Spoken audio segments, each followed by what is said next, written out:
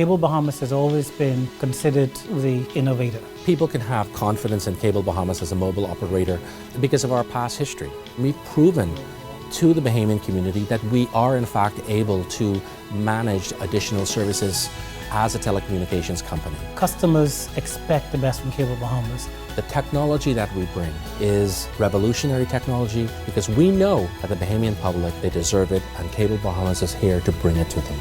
We are ready. Turn us on. A family's agonizing search for a 12-year-old girl. A man charged with a British national's murder at Stewart Coves. The BTC CEO talks layoffs, plus just how much did it cost to pull off the World Relays. We've got those stories and a whole lot more tonight. I'm Juanitude and NB12 starts now.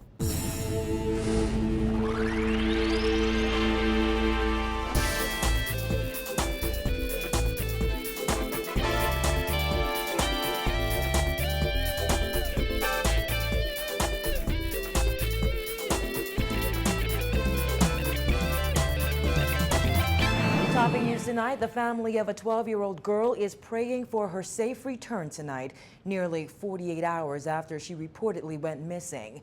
In their agonizing search for Tehran Simonet, relatives say they went from door to door and combed bushes in the Carmichael Road area where she was last seen. They say they will not rest until Tehran is back home.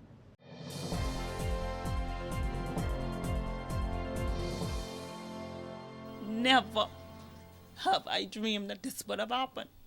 So all I can say is, until you in my shoe, I am asking everybody to look out for her, because she has to be somewhere out there and she is coming home to me safely.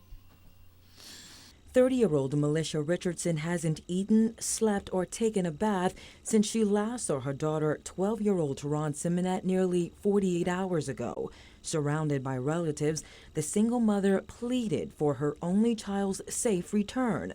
Richardson says she dropped her daughter off at her grandmother's home on Mermaid Boulevard shortly after 7 Sunday morning before heading to work. Just 3 hours later, the Defense Force officer said she got the call every parent dreads. At about 10 a.m., I got a call from my grandmother saying that she could not be found. I came straight from work here and circulated the area thinking that she would still be in this area, and there was nothing. We still have yet to know anything, and it's going on 48 hours. I mean, how are you feeling at this point? Like, what's going through your mind? Right now, I can't stop shaking. I'm scared. I'm hoping for the best, and I would ask for everyone and anybody who knows me and her.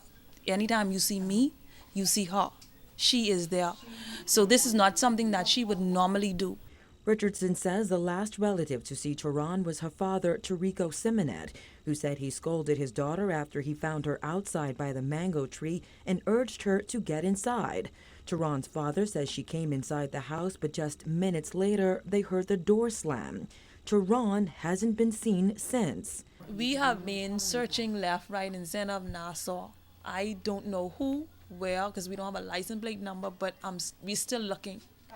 I haven't stopped. From I got off from work yesterday, 10 o'clock, I've been looking. I haven't slept, I haven't ate. And this is my only child. So you could imagine the pain that I'm feeling right now. Tehran is a student at Jordan Prince William School and was last seen wearing a pink top, denim shorts, and black slippers. Richardson says they received reports that her daughter was spotted on Marshall Road on Sunday. Relatives scoured the area and even combed bushes, but Tehran was nowhere to be found. The young mother says while she has gotten a lot of support from relatives, neighbors, and colleagues on the Royal Bahamas Defense Force, comments from some people on social media have been downright nasty. Oh, she left to go with man, or she probably is sleeping with her boyfriend, or whatever the case may be. My daughter is 12. When you see my daughter, you see me. Richardson says she and her daughter have a close relationship, and the 12-year-old is always with a responsible adult.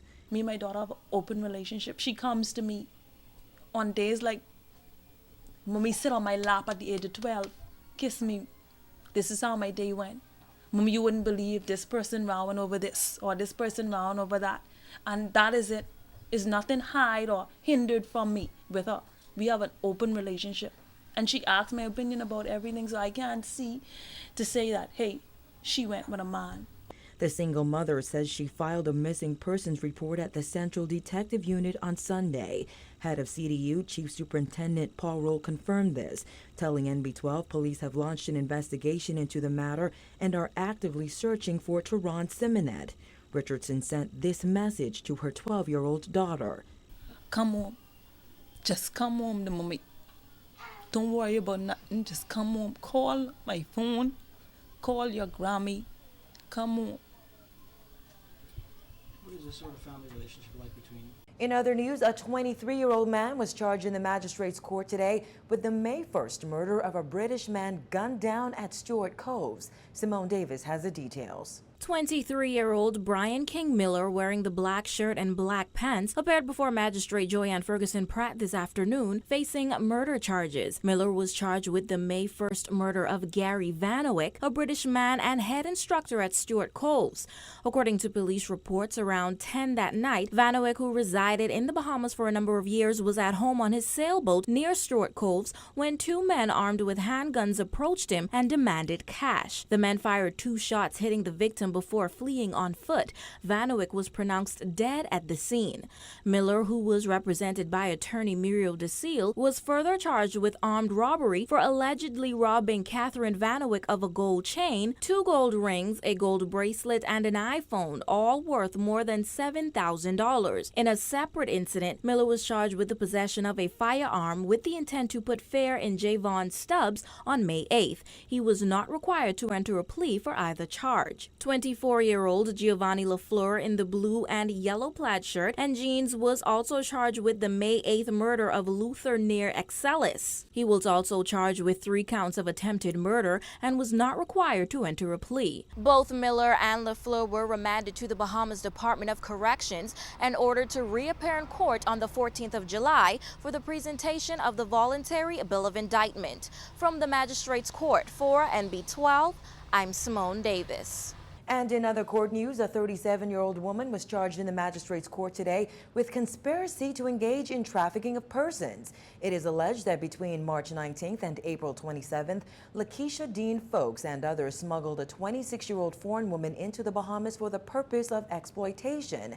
Dean Folks pleaded not guilty. She was represented by attorney Muriel DeSeal, who argued that his client is a wife and mother with no previous convictions and should be granted bail. However, Chief Magistrate Joyanne Ferguson Pratt did not make a decision on bail today and adjourned the matter until Tuesday at noon. Bahamas Telecommunications Company CEO Leon Williams finally speaking out about impending layoffs, explaining the decision to downsize comes down to simple economics.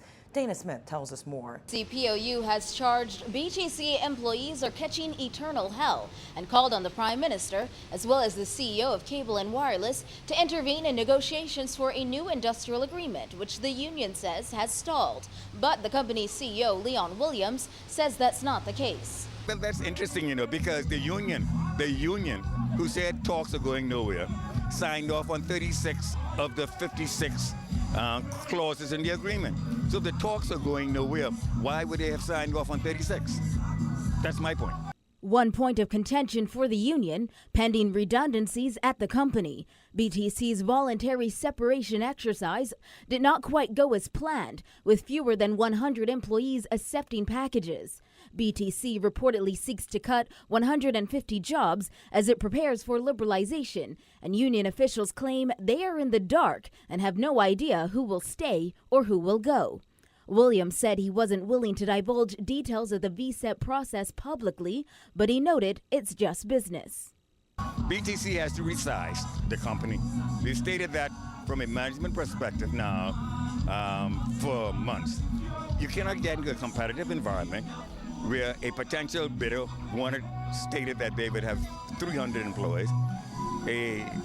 Another potential bidder had 500 employees. We've got 800 employees, and you could be competitive. I mean, it's simple economics. BCPOU President Bernard Evans had said earlier this month morale at the company is low, and it's unfortunate government has not stepped in to save Bahamian jobs. And during a protest last Thursday, BC POU Secretary General had said it's insulting BTC can sponsor events like Junkanoo Carnival, the IAAF World Relays, or more recently this weekend's Haitian Flag Day, but has yet to distribute fair compensation packages to employees. Dino Roll said if management could sponsor every pigeon flight in the country and paint every place blue, then the union expects BTC would be fair and sponsor employees.